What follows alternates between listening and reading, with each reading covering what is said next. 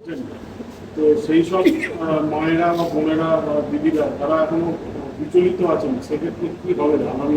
এই বিষয়টা একটু স্পষ্ট করে দিই। আমি প্রত্যক্ষভাবে এই অন্নপূর্ণা যোজনার সাথে ফর্ম ফিল আপের থেকে শুরু করে গতকাল এবং আজকেও তাদের কাদের ঢুকেছে আমার যারা পরিচিত আছে, এবং কতগুলো সেন্টার থেকে এই কাজগুলো অনলাইন করা হয়েছে। তো অনেকের টাকা দেরিতে ঢুকছে, তো আজকেও অনেকে ঢুকেছে। তো কোনো চিন্তার কারণ নেই। আমাদের রাজ্য সরকার সংবেদনশীল এবং দক্ষতার সাথে এই কাজগুলো করছে। হয়তো কোথাও কোনো কোনো ক্ষেত্রে একটু দেরি হচ্ছে, কিন্তু আলটিমেট মায়েদের মুখে হাসি পড়বে পশ্চিমবঙ্গে। মাসে যেতে ঢুকেছিল, এই মাসে এখনো কিছু কিছু বাকি আছে অনেক ক্ষেত্রে। প্রসেস অনেক লম্বা প্রসেস, প্রায় 1.5 কোটি মানুষের মায়েদের কাছে পৌঁছেছে। গতি একটু স্লো আছে। বার্ধক্য ভাতা নিয়ে একটু যদি বলে দেন। বার্ধক্য ভাতা তো ফর্ম ফিল আপ চলছে, ইতিমধ্যেই কিছু কিছু বার্ধক্য ভাতা স্যাংশন হয়েছে। তো যারা অ্যাকচুয়াল বার্ধক্য ভাতা পাওয়ার উপযুক্ত তারাই বার্ধক্য ভাতা। বলছি আবাস যোজনার যে বাড়ি, আবাস যোজনার বাড়ি নিয়ে আগেই একটা স্ক্যাম দেখা গেছে তৃণমূল আমলে, যে অনেকে যাদের আবাস যোজনা বাড়ি পাওয়ার কথা ছিল তারা পায়নি, কিন্তু সেই দেখা যাচ্ছে যারা প্রকৃতভাবে আবাস যোজনার দাবিদার তাদের ক্ষেত্রে আপনারা কি ব্যবস্থা নেবেন? এর আগে আবাস যোজনাতে আমরা আমাদের আশেপাশে লক্ষ্য করেছি যে তৃণমূল কাউন্সিলরদের দৌলতে, কাটমানির দৌলতে যাদের একতলা দোতলা বাড়ি আছে তারাও আবাস যোজনা পেয়েছে প্রধানমন্ত্রী। যাদের জন্য আবাস যোজনা, প্রধানমন্ত্রীর আবাস যোজনা, যে পিছিয়ে পড়া মানুষ, গরিব মানুষ, খেটে খাওয়া মানুষ, প্রান্তিক মানুষ, তাদেরকে তৃণমূল সরকার বঞ্চিত করেছে। তো বর্তমানে আমাদের ভারতীয় জনতা পার্টির নেতৃত্বে যে সরকার পশ্চিমবঙ্গে চলছে, সেই সরকার জিরো টলারেন্সে কাজ করবে। কোথাও এতটুকু বিচ্যুতি হতে দেবে না। যারা প্রাপক, আমাদের পঞ্চায়েত মন্ত্রী সম্মানীয় দিলীপ ঘোষ মহাশয় বলেছেন যে একদম ক্লিয়ার কাট ক্লারিফিকেশন দিয়েছেন যে যাদের মাথায় ছাদ নেই তারা ছাদ পাবেন, এবং যদি কোনো কারণে সার্ভেতে তাদের নাম না আসে বা সার্ভে করার লোকরা না পৌঁছাতে পারে, উনি একটি মেল আইডি দিয়েছেন, সেখানে তাদের তথ্য ওখানে দিয়ে দিলে একদম সরকারি ব্যবস্থাপনার মধ্যে দিয়ে ঠিক সময়ে সময় তারা প্রধানমন্ত্রী আবাস যোজনা পাবে। কাউন্সিলের যে ভোট হয়েছে সেখানে দেখা গেছে এটা বলছি যুব সাথী যে প্রকল্প একেবারেই তৃণমূল আমলে যেটা হই হই হই দেখা গিয়েছিল ইলেকশনের আগে, আপনারা কি মানে আপনারা কি সেই প্রকল্প নিয়ে আসবেন?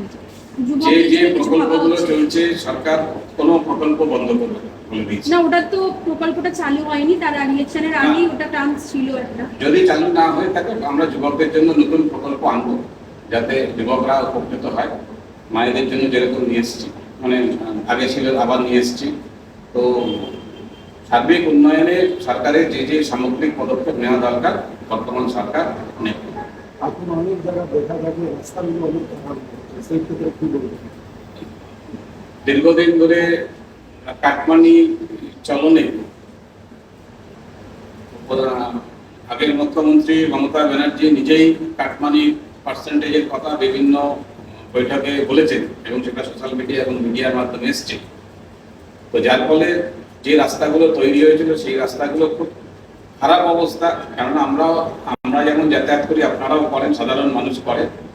তো গতকালই আমাদের সঙ্গে এসডিও এবং ডিএম এর সঙ্গে কথা হয়েছে, খুব তাড়াতাড়ি এই কাজগুলো ওনারা স্যাংশন করিয়ে বাস্তবায়িত করবেন, যাতে আগামী দিনে সাধারণ মানুষ। বলছি নব্য বিজেপি আর প্রাচীন বিজেপি এবং যারা তৃণমূল আছে তারাও জয়েন করার একটা চান্স রয়েছে, আপনারা কি তৃণমূল থেকে যারা আসবে তাদেরকে গ্রহণ করবেন?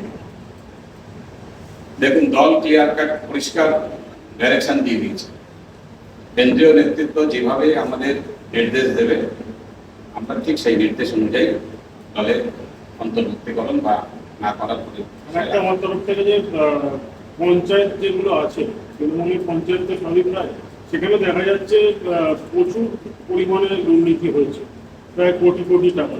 যেমন আমাদের কোনো এক পঞ্চায়েতে দেখা যাচ্ছে করোনা পিরিয়ডে কাজ না করিয়ে তাদের পয়সা দেওয়া হচ্ছে, এবং একই টেন্ডার তিনটে নামে, মানে একই লোক তিনটে নামে টেন্ডার করে প্রায় 1,75,00,000 টাকা সেখানে একটা চুরি দেখা যায়। এবং 100 দিনের কাজও একটা দুর্নীতি। তো সেই জায়গাগুলো কি আগামী দিনে বিজেপি সরকার বা আপনাদের তরফ থেকে কোনো পদক্ষেপ থাকবে?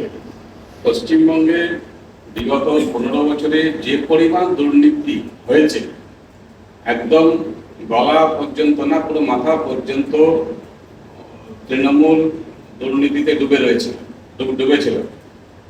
তো তার কারণে পশ্চিমবঙ্গের মানুষ তাদেরকে শাসন থেকে সরিয়ে দিয়েছে। বিষয় হচ্ছে যে মানুষ ভারতীয় জনতা পার্টিকে ক্ষমতায় এনেছে সার্বিক উন্নয়নের জন্য। সেই উন্নয়নের সাথে সাথে দুর্নীতিকে রোধ করে সেই দুর্নীতিগ্রস্ত মানুষদেরকে, নেতাদেরকে জেলে পাঠানোর দায়িত্ব সরকার নিয়েছে। এবং ধীরে ধীরে আপনারা দেখতে পারবেন যে অডিটের বিষয়গুলো এসছে, অডিট চলছে। তো আগামী দিনে যারা দুর্নীতি করেছে কেউ ছাড় পাবে না। কল্যাণ বন্দ্যোপাধ্যায় এসেছিলেন শ্রীরামপুরের সাংসদ, যিনি এখন বর্তমানে রয়েছেন, তিনি আপনাদের যিনি বিধায়ক শ্রীরামপুরে রয়েছেন তার প্রশংসা করে গেছেন। এবং উনি কি তাহলে কি দুজনে মিলিত হয়ে কাজ করার পরিকল্পনা রয়েছে?